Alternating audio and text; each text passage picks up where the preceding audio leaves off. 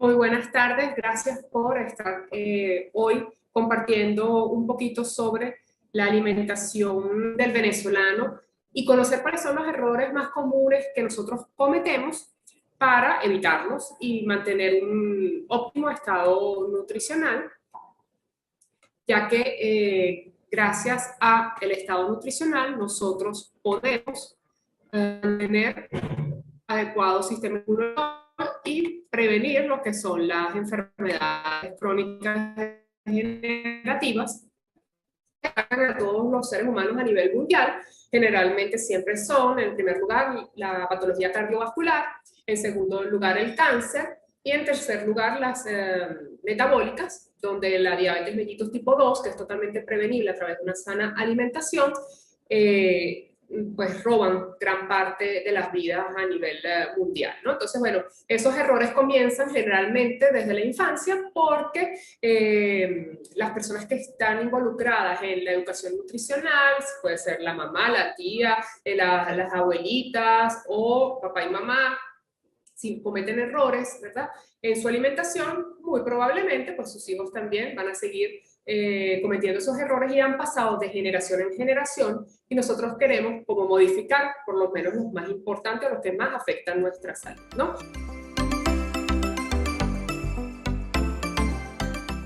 Bueno, Venezuela, como muchos otros países, basa su alimentación y sus gustos gastronómicos también por una coincidencia histórica. Nosotros tenemos dos grandes coincidencias históricas y gastronómicas, bueno, principalmente, ¿verdad? Nuestra unión, ¿verdad? De lo que es la cultura indígena, africana y española en un inicio, pero luego también se involucró lo que prácticamente después de la Segunda Guerra Mundial, los europeos, la gran inmigración de europeos que llega a Venezuela trae de por sí.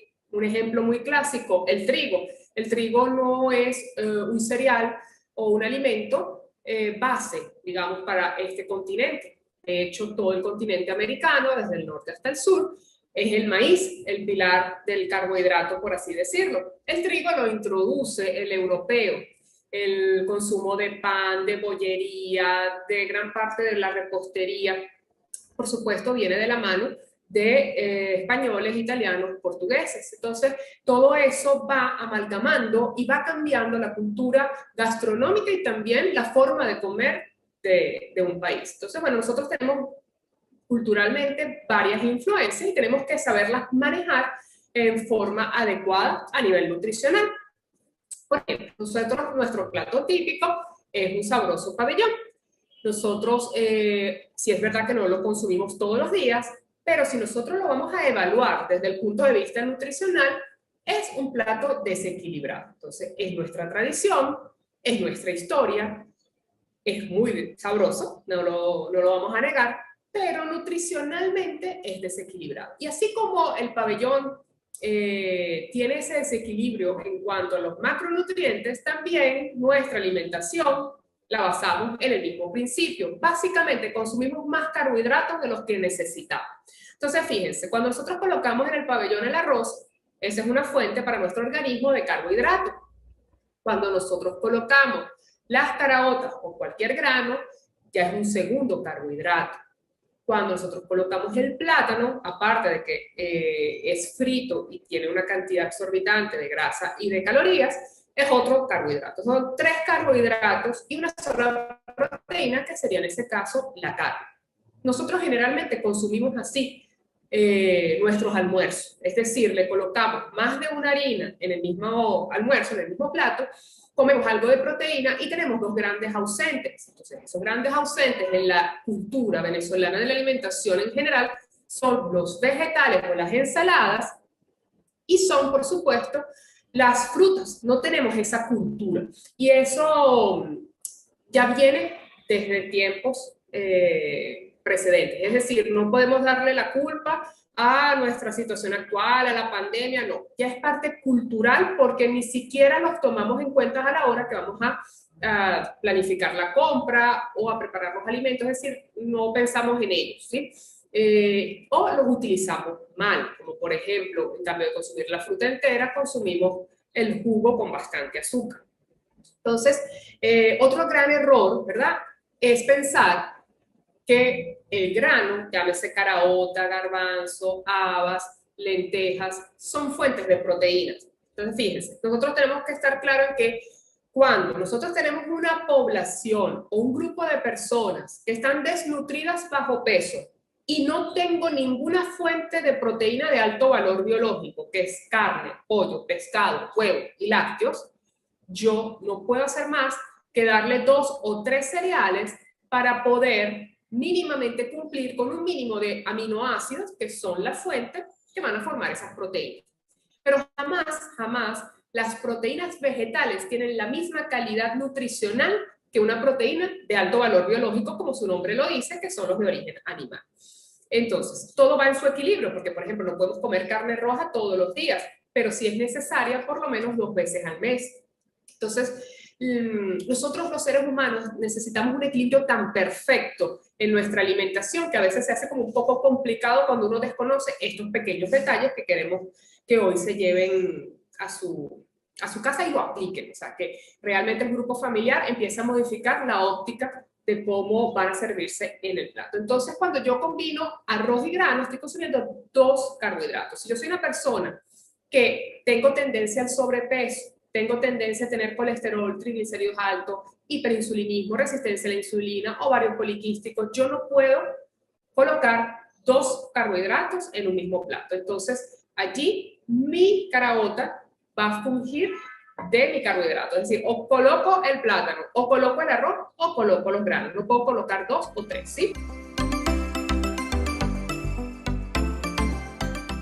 Ya se ha demostrado científicamente que nuestro organismo funciona bien si nosotros le otorgamos esta distribución en cada comida. Es decir, del plato que nosotros tenemos, el 50% tiene que ser del reino vegetal. Llámese ensaladas crudas, ensaladas cocidas o vegetales cocidos. Cuando nosotros hablamos de vegetales, hablamos de colores. ¿Sí? Es fácil distinguir los vegetales porque generalmente tienen colores vivos: verde, rojo, amarillo, naranja, morado, ¿sí? No confundir los tubérculos, papa, ñame, humo, batata, como fuentes de vegetales. El plátano tampoco es un vegetal, es un carbohidrato.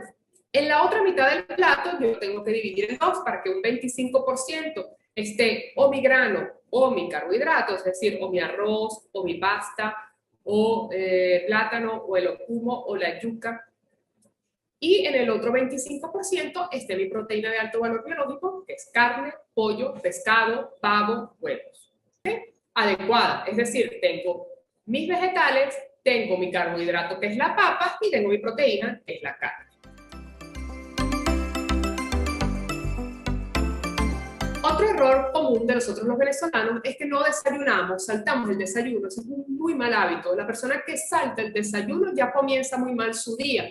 ¿Por qué? Bueno, porque ya ahí vas a tener un descontrol en los niveles hormonales, en las enzimas de la digestión, es decir, comienzas con el pie izquierdo. La comida principal es el desayuno y se ha demostrado científicamente que debe de realizarse media hora después de que la persona se levanta. Es decir, si te levantas a las 6 de la mañana, ya más tardar 6:30, un cuarto para las 7, deberías estar desayunando. O por lo menos tener una primera toma de alimentos y luego puedes hacer una merienda si no tienes tiempo por el trabajo o se te complica por el traslado. Pero no puedes pasar desde la cena hasta el almuerzo sin comer. O desayunamos cosas inadecuadas, como son las bollerías o las frituras. Vemos cuántas calorías tiene nuestra gastronomía. Vemos que una empanada puede tener de 200 a 335 calorías, dependiendo de su relleno y de la cantidad de grasa. Hay algunas que son un poquito más secas, hay otras que realmente hasta el papel en donde la envuelven queda todo teñido de grasa. Esa puede tener 300 o más calorías. Una arepa puede llevar 219, también depende el relleno. Un cachito de jamón puede llevar 222 calorías, un croissant en una panadería puede llevar 406 calorías, dependiendo también del tipo de masa, el tipo de grasa que se utilice y el relleno.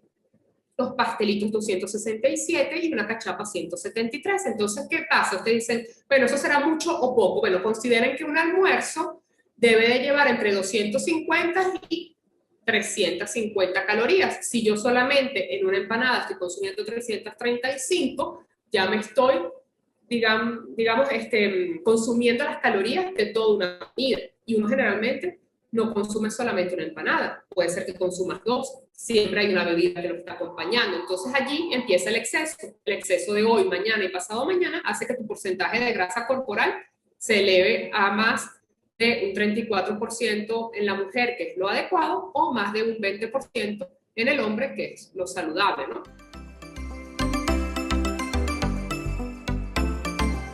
También tendemos a utilizar mucho lo que son las frituras y la salsa, los aderezos, ¿sí? No tenemos la costumbre de utilizar el horno, el wok, el vapor, las vaporeras. Bueno, ahorita sí está más en la tendencia la freidora de aire, que me parece un instrumento bastante útil porque da a los alimentos esa sensación crujiente sin necesidad de utilizar fritura. Digamos, en un 80-90% es nuestra preparación favorita. De hecho, pues tanto las empanadas como los tequeños, como las papas fritas, todos nuestros tequeños o nuestros compartibles son fritos, no son horneados. Si un tequeño va a tener 100 calorías y me como 5, que es como la ración estándar, ya me estoy comiendo 500 calorías. Si mi requerimiento diario es de 1500 calorías, ya me quedan 1000. Entonces, por supuesto que consumiendo este tipo de alimentos, no te digo ocasionalmente, pero frecuentemente, voy a excederme en las cantidades de calorías diarias y ahí voy a comenzar a tener problemas de sobrepeso, obesidad y también problemas de salud. Entonces nosotros tenemos que hacer esa distinción entre la parte botánica y la parte nutricional. Nosotros lo que nos importa es nutricionalmente este alimento que me aporta a mí, en su mayoría. Entonces la papa, la batata, la yuca, el humo, ellos me están aportando a mí carbohidratos, aunque nazcan de la tierra y yo crea que es un vegetal.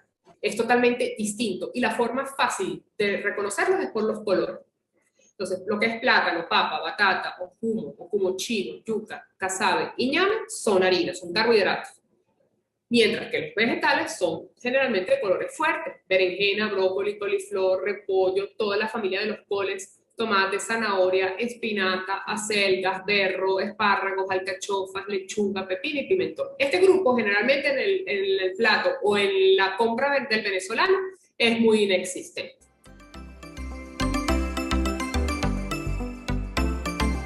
Nosotros tenemos la gran ventaja de tener fruta tropical, que muchos países pagan un dinero exorbitante para tenerlas porque sus antioxidantes son sumamente importantes. Con el consumo de frutas de diferentes colores durante la semana, tú garantizas la prevención de la enfermedad cardiovascular y del temible cáncer. Estas frutas, prácticamente los antioxidantes son los que le dan ese color vivo, y los antioxidantes sirven como para limpiar aquellas toxinas, aquellos residuos que nuestras células van botando todos los días, que cuando se acumulan, por supuesto, forman tumores.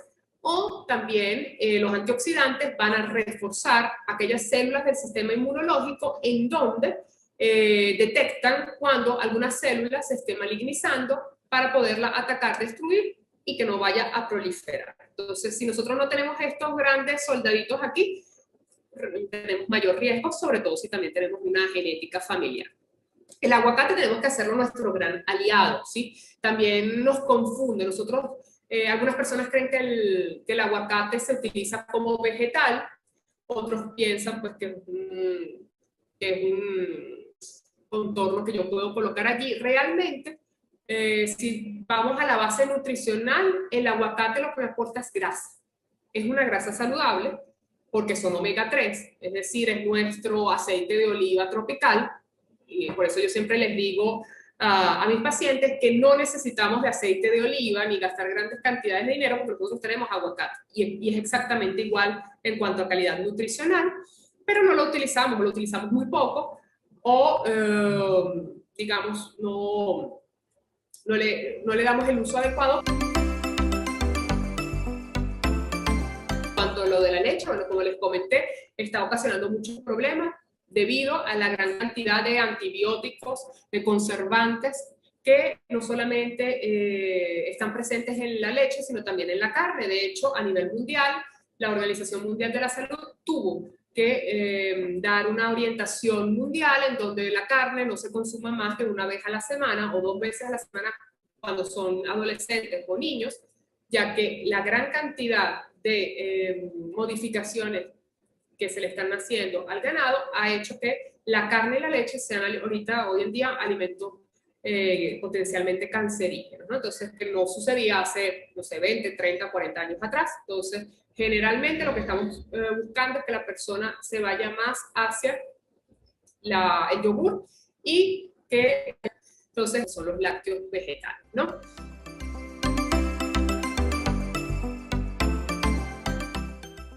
Nuestras arepas no hay que eliminarlas, es parte de nuestra cultura, es parte de nuestra gastronomía, son variadas, son sabrosas, pero no podemos ser monótonos, es decir, no todos los días tenemos que consumir lo mismo. O sea, yo desayuno y ceno lo mismo, es decir, arepa. Y eso sucede en un 80% de las personas, por ejemplo, que asisten a la consulta y uno más o menos por ahí saca la estadística con lo mismo, porque mi requerimiento del desayuno no es lo mismo que la cena. Ahora bien, yo puedo variar mi arepa, un día puede ser de maíz, un día puede ser integral porque yo le puedo colocar linaza en polvo, afrecho, vegetales rallados, otro día puede ser de yuca, otro día puede ser de okumo, otro día puede ser de plátano, es decir, variar para que no sea siempre la tradicional. Y por supuesto, tratar de hacer que la harina sea integral a través de añadir, por ejemplo, una linaza en polvo, que la linaza es una semilla muy beneficiosa para nuestra salud porque también son ricas en omega 3 y previenen muchas enfermedades, la hace integral, le baja el índice glicémico, por lo cual no me sube tanto el azúcar, la arepa, si yo le coloco esa linaza en la masa, a una refinada con la harina tradicional, ¿no? Entonces, ese es otro error que podemos modificar fácilmente sin que sea un costo, añada costos adicionales. Otro error que cometemos los venezolanos, vamos picando. Nosotros no hacemos meriendas oficiales como deberíamos. Nosotros deberíamos tener un desayuno, un almuerzo, una cena, una merienda a mitad mañana, una merienda a mitad tarde. Nosotros no merendamos, nosotros vamos picoteando o chucheando. Pero generalmente o son cosas fritas, tipo papas fritas, o son dulces, o es chocolate, o es algo con azúcar, ¿no? Entonces, no está mal merendar, sí está mal lo que estamos merendando. Entonces, nosotros podemos tener todas estas versiones, pero más saludables. Existen en el mercado venezolano, por ejemplo, palitos de maíz que no tienen colorantes y que no tienen exceso de sodio, que son libres de gluten, por ejemplo. Tenemos la versión de chocolates amargos, en donde predominantemente tienen cacao, porque el cacao es un antioxidante importantísimo, importantísimo. No solamente previene la enfermedad cardiovascular y el cáncer, sino además previene enfermedades neurológicas como el Parkinson, el Alzheimer. Pero tiene que ser cacao, no puede ser el clásico chocolate de leche, que es el que, bueno, el más común que uno consume. Entonces, a veces es eso. Yo puedo merendar, ¿verdad? Mis frutas, yo puedo merendar yogur con fruta, yo puedo merendar una galleta de soda, es decir, no es lo mismo una galleta de soda que una galleta que es frita, ¿verdad? Hay otras marcas que son amarillas y que tú le pasas la mano y te quedan las manos llenas de grasa. Eso es porque son fritas. Las que son clásicas de soda son blancas, tú le pasas la mano por encima y no te quedan grasosas. Entonces, siempre hay una opción saludable dentro del mismo grupo de alimentos, ¿no? También somos muy golosos, consumimos por lo menos de 3 a 5 veces a la semana postres o dulces. Y bueno, el refresco también está muy presente. Las bebidas oscuras, refresco, té comerciales, las maltas, y eso añade calorías y añade, digamos, cantidad de azúcar total que tú estás consumiendo en la semana. Esto se debe de dejar para ocasiones muy especiales, un cumpleaños, la Navidad, muy puntuales, pero no debería ser una bebida frecuente. Fíjense la cantidad de azúcar que contienen estas bebidas. Lo que pasa es que uno no lo nota porque como no lo ves como un postre o no te llena tampoco, es una bebida, no cuentas esas calorías, pero esas también, no solamente podemos contar las calorías de lo que comemos, sino también de lo que tomamos. Entonces, una Coca-Cola, por ejemplo, de 355 mililitros, te aporta 12 cucharadas de azúcar, cucharadas grandes. solamente en esa latica. Es exorbitante la cantidad.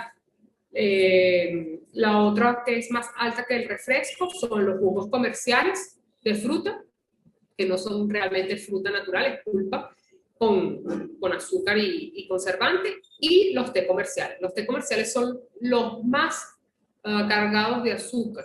Las personas creen que es el refresco, pero no, los té comerciales son tremendos. De hecho, la tendencia ahora es que la persona se prepare su té de bolsita o sus infusiones del sabor que le agrade, puede darle un toque con el edulcorante y se prepara su bebida como si fuese té comercial, pero mucho menos dañino, ¿no? Excedemos también mucho en el colesterol. Recordemos que el colesterol está presente siempre en los alimentos de origen animal, no está en el reino vegetal, ¿sí? Eso es importante recordarse. Entonces, ¿en dónde está? En la leche completa y todo lo que esté hecho con leche completa. Entonces, los quesos, entre más amarillo sea un queso, más colesterol tiene, por supuesto. Entre más grasa tenga la leche, peor. Igual el yogur, igual los postres, porque ¿qué pasa? Los postres tienen una gran cantidad de colesterol, ya que en el postre tú colocas leche, colocas, ¿verdad? Lo que es la margarina o la mantequilla, a veces se utilizan manteca. Entonces, allí el postre tiene como una combinación inmensa de calorías y de grasa, dependiendo también el postre, las cremas. Muchas veces las cremas blancas que se utilizan para las ensaladas o las pastas tienen un exceso de grasa, ¿no? Digamos, la medicina a nivel mundial nos está diciendo cada vez más que nuestro intestino es un órgano sumamente importante, no es un órgano solamente excretor, es un órgano en donde existe algo que se llama microbiota, que es como una mini fábrica, pues es como independiente, y allí es donde está alojado principalmente todas nuestras funciones del sistema inmunológico. Entonces, mientras pensamos que nuestro sistema inmunológico es solamente los glóbulos blancos de la sangre, no, resulta ser que nuestro intestino tiene la principal barrera de defensa. Si nuestro intestino no lo cuidamos, está dañado, no tiene una buena salud, por supuesto nuestro sistema inmunológico es precario.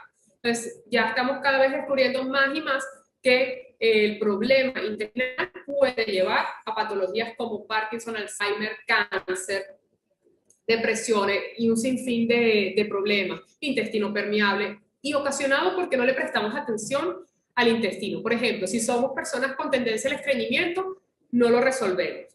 La persona con estreñimiento tiene que resolver su problema utilizando linaza, hidratándose, haciendo movimiento, no simplemente que cuando tienen varios días sin poder evacuar, se toma alguna pastilla para evacuar. Eso no es solucionarlo.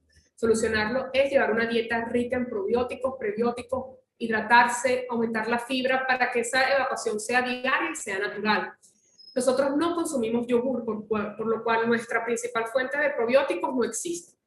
En el 100% de las personas entrevistadas en los últimos 4 o 5 años, ninguna persona consume yogur en Venezuela. O sea, por los altos costos o por otros motivos, pero se dejó de consumir yogur y por supuesto que allí no hay. Sí hay un producto nuevo que es la kombucha, no sé si lo han oído hablar, es un hongo, la kombucha es un hongo muy probiótico y que se utiliza generalmente en las personas que tienen alergias o intolerancias a la lactosa y no pueden consumir el yogur, pero necesitan cuidar su salud intestinal. Esa se vende, ¿verdad?, en botellitas, aquí en Venezuela las conseguimos fácilmente, y bueno, se toma solamente 1 o 2 deditos al día de esa bebida para mantener esa salud intestinal. También es válido utilizar las bolsitas de probióticos que utilizamos cuando tenemos diarrea, pero lo utilizamos como para ir colonizando de bacterias buenas nuestro intestino. Cualquier marca comercial lo podemos ir alternando para ir modificando. Muchas veces tenemos tratamientos con antibióticos por X motivo y nadie se le ocurre que el antibiótico barre toda esa barrera, lo que son las bacterias buenas del intestino, y me provoca un déficit allí. Nosotros tenemos que recordarnos que tenemos que llevar una dieta, por lo menos 2 o 3 semanas después de terminar los antibióticos, muy ricas en probióticos, y tenemos que utilizar esas bolsitas también para poder colonizar. Son como esos errores más comunes que cometemos y repercuten negativamente sobre nuestra salud. Entonces, como 10 puntos para resumir lo que hemos conversado hoy, ¿qué tenemos que hacer? Nunca saltar el desayuno. Realizar desayunos sanos. Sí hay que desayunar, pero no con fritura y con grasa. No, no. Nosotros tenemos que desayunar bien, con nuestras proteínas, con nuestro carbohidrato que sea asado no frito, con nuestra fruta. Podemos utilizar nuestras infusiones sin azúcar. Sustituir los que son refrescos y jugos naturales, ¿verdad? Por los jugos comerciales por jugos naturales sin azúcar. Acostumbrarnos, ¿verdad?, a consumir los jugos con el dulzor que ya trae la fruta naturalmente, o si no, hidratarnos con agua, que necesitamos por lo menos de 1 litro a 2 litros diarios. Reducir lo que es el consumo de bebidas alcohólicas cuando estas son exageradamente, o sea que ya no es un evento social, sino que es un consumo diario o semanal importante. Consumir de 2 a 4 porciones de vegetales o de ensaladas en el día.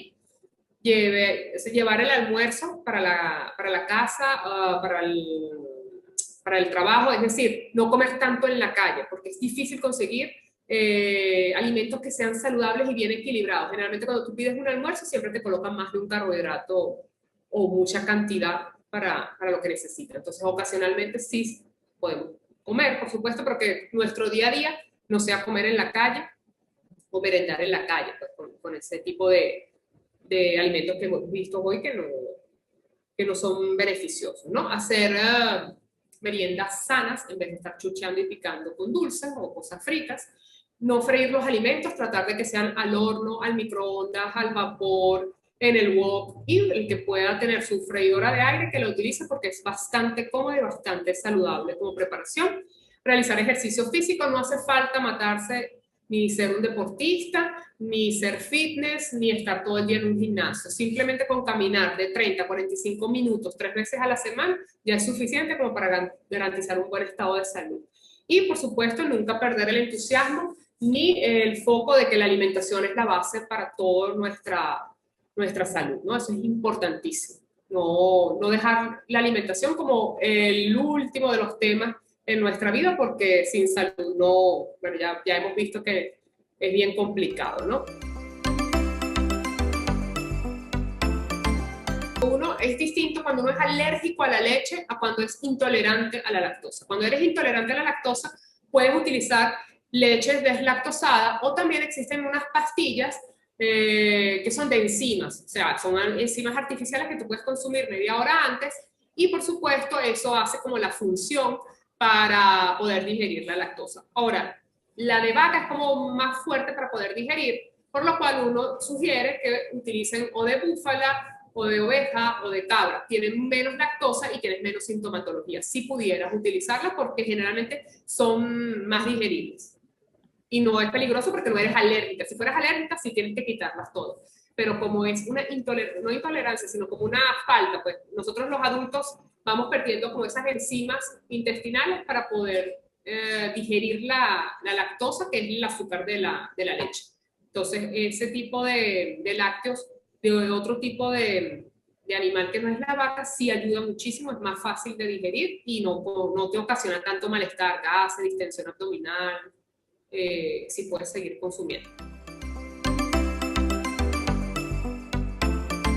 Nosotros podemos utilizar nuestra arepa, solo que vamos a agregarle la harina de linaza, por ejemplo, la linaza molida, no en granitos, y ya allí yo la hago integral. No tengo linaza, puedo ponerle afrecho. No tengo afrecho, puedo rallarle zanahoria, le puedo rallar calabacín, le puedo rallar remolacha, y ya yo lo estoy haciendo integral. Y le doy otro color, le doy otro sabor. El relleno yo tengo que ir utilizando diferentes cosas. No puede ser queso todos los días. Puede ser queso blanco 2, 3 veces a la semana. Una vez a la semana puede ser un jamón bajo en grasa. Y los otros días yo puedo utilizar pollo, carne o pescado desmechadito. Muchas veces nos quedan como retacitos en los almuerzos y la cena de carne, de pollo. A veces hasta es un mix, uno puede hacer y rellenarlo. Esa es proteína. Entonces tu arepa, por ejemplo, es tu carbohidrato. Al no freírlo estamos bien, no hay ese problema. La proteína es el relleno, o la carne, o el pollo, o el atuncito que se puede colocar. ¿Qué grasa le voy a colocar? El aguacate, y consumo mi fruta. Yo puedo tomar también mi infusión. Si no hay ninguna contraindicación de que tome el café por alguna condición médica, puede tomar su café sin azúcar, puede utilizar café con leche, por ejemplo, una leche vegetal, una leche de origen, por ejemplo, búfalo, que se utiliza, o vegetal, leche de almendra, un toquecito, o tu café negro, o tu infusión. Hay miles de infusiones que tú puedes consumir. Y si de vez en cuando quieres tomarte un jugo que sea natural, puedes hacerlo, no le añadas nada, o sea, ni azúcar, ni miel, ni papelón, porque todo más o menos tiene la misma calorías y el mismo impacto. Eso puede ser. Otro desayuno importante que utilizamos poco, la avena. La avena es un cereal muy bajo en calorías, la gente cree que engorda, eso es un mito. La avena tú la puedes utilizar porque tiene proteínas vegetales de muy buen valor, es fácil de digerir, lo puede utilizar todo el mundo, inclusive los diabéticos, de bajo índice glicémico, lo puedes preparar en agua, lo puedes preparar en leche vegetal, lo tienes que licuar, eso sí, para que quede compacto, que quede como cremoso, como una chicha, y eso realmente llena bastante, o sea, te da una saciedad y tiene pocas calorías, es otra opción importante, siempre acompañado con tu fruta porque es un grupo aparte. Yo puedo utilizar, por ejemplo, panquecas que no traigan harina. Yo puedo hacer con cambur y con huevo unas panquecas proteicas súper deliciosas. Yo puedo utilizar los tubérculos para hacer empanadas sin freírlas, ¿verdad? O sea, esa es la variedad que uno trata de buscar. Los edulcorantes artificiales son aquellos que no vienen de la naturaleza, están hechos en fábricas de alimentos y que sí tienen un impacto en la salud, ¿sí? Entonces podemos utilizarlas, pero poquito. O sea, si nosotros vamos a utilizar una Splenda, si nosotros vamos a utilizar hermesetas, cualquiera de estas que son artificiales, yo puedo utilizar solamente como dosis segura un sobrecito al día. Esa es la dosis segura. Lo que pasa es que nosotros exageramos y le ponemos una bolsita a cada cosa, una bolsita al café, una bolsita al té, 2 bolsitas al jugo, entonces no, la dosis segura del edulcorante, sea cual sea, es una bolsita o 5 goticas al día. Si yo voy a utilizar la stevia, tendría que ser la stevia preferiblemente natural para yo poder utilizar mayor cantidad, que es la ramita. La pongo a hervir y el agua queda dulce y es como un edulcorante líquido. Si lo voy a utilizar como stevia comercial, que viene en sobrecitos, también la dosis segura es un sobre, no se pueden pasar como máximo 2 al día, pero ya es como mucho si lo vas a consumir todos los días. La fructosa no es un edulcorante, es la fruta el azúcar de la fruta, lo venden en los supermercados y en las farmacias como azúcar, que dice fructosa. Yo allí puedo utilizar 5 a 10 gramos al día, sí tiene calorías, pero tiene la ventaja de que no me eleva la insulina, por ejemplo, ¿no? Entonces, esa es una gran ventaja. Yo lo puedo utilizar, por ejemplo, para endulzar los cafés, algunos postres caseros que sean, digamos, no tan calóricos, no tan grasosos, como los ponqués que podemos hacer con vegetales en casa. Y realmente lo que ahorita se está utilizando es más tendencia para la salud, es el monk fruit. Lo que pasa es que esa es una fruta que viene de Asia y se está comercializando en Estados Unidos. Aquí tenemos, pero claro, es costoso. Entonces no es como muy popular ni fácil de conseguir. Pero si no vas a utilizar grandes cantidades, sino algo muy puntual, edulcorante, cualquier marca comercial. Si eres de las personas que todos los días tomas mucho café y a cada café le tienes que colocar, es preferible entonces que utilices fructosa o monk fruit si se consigue y lo puedes utilizar, porque realmente las cantidades que uno utiliza debería ser para el café. El jugo yo siempre prefiero que se coman la fruta entera o que no le coloquen nada, o sea, porque realmente ya la fruta es dulce, entonces no va a menos que sea un cítrico, ¿no? Una fruta cítrica que le puedes colocar también un poquito de fructosa y endulzarlo. No todo está en el equilibrio. Recordemos que nosotros no deberíamos de consumir más de 10 gramos de azúcar refinado al día. Llámese edulcorante, llámese azúcar, miel, papelón, sacarosa. Esa es la dosis máxima, o sea, es un 5% de las calorías diarias, no más de allí, al menos que sea una persona ya diabética, prediabética, que ya es otra realidad, ¿no? Estamos hablando de personas que no tengan condiciones relacionadas a la glicemia.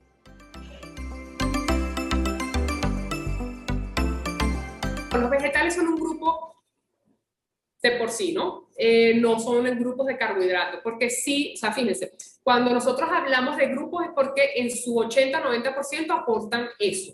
Por ejemplo, el arroz tiene proteínas, pero las proteínas son tan mínimas que eso nunca me va a valer como proteínas como tal. Entonces yo clasifico los alimentos por su aporte, o sea, qué es lo que más me aporta, ¿no?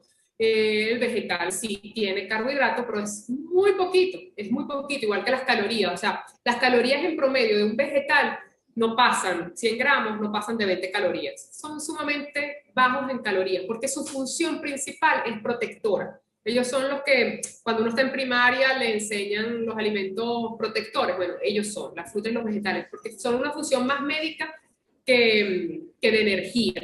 Ellos sí te van a aportar carbohidratos, pero es una cantidad mínima. O sea, no pudieras vivir solamente con vegetal, vas a necesitar tu carbohidrato. O sea, todo el cuerpo necesita de los 4 grupos de alimentos necesariamente. No puedes, para vivir saludable, no puedes quitar ninguno de ellos. Entonces, el vegetal lo que a ti te va a aportar son las vitaminas, los minerales, los antioxidantes que no tiene otro grupo. Eso no lo tiene ni la carne, ni el pollo, ni el pescado, ni el arroz, ni la pasta, ni los tubérculos, porque solamente lo tienen ellos, por eso tienen ese color tan vivo. Y también te aporta la fibra, y la fibra es sumamente importante, porque te garantiza una buena digestión y una buena salud intestinal. Es imposible decir que estás saludable si no consumes frutas y vegetales. Fíjate que hay una gran variedad, y nadie te puede decir, no, Arturo, hay que consumir este vegetal o esta fruta. No, solamente que hay que consumir de 3 a 5 frutas al diario y de 2 a 4 porciones de vegetales o ensalada. Eso es lo importante, no importa cuál, pero que sí estén presentes.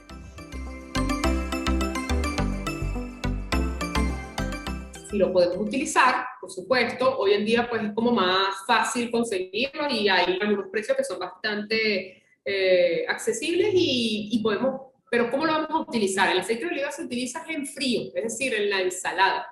O si vas a hacer tipo mediterráneo, unas brusquetas, ¿sí? O sea, que tú pones tu pan, lo pones a asar, le pones tu mozzarella, le pones tu tomate y le pones arriba tu aceite de oliva. Sí, lo que no puedes hacer es calentar el aceite de oliva porque es tan cancerígeno y tan malo como cualquiera. El de maíz, girasol, ajonjolí, linaza, todas las otras semillas. Entonces, es sumamente importante darle el uso adecuado a los condimentos y a los alimentos. Entonces, el aceite de oliva sí, pero va prácticamente en las ensaladas, o sea, en frío. No podemos freír o calentar alimentos con el aceite de oliva porque inclusive es hasta más saturado, más fuerte, más difícil de digerir que el aceite de maíz o girasol, el que nosotros utilizamos.